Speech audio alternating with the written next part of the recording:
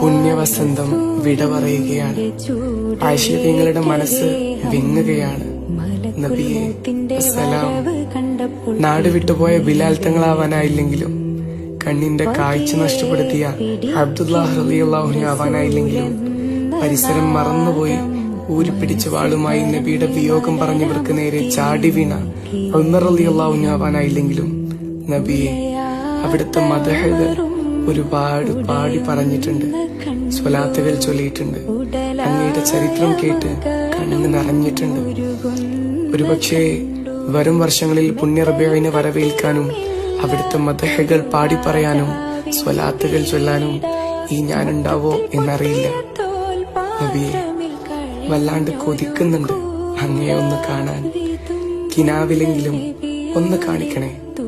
അസ്സലാമു അലൈക യാ റസൂലല്ലാഹ്. അസ്സലാമു അലൈക യാ ശഹ്റ റബീഅ.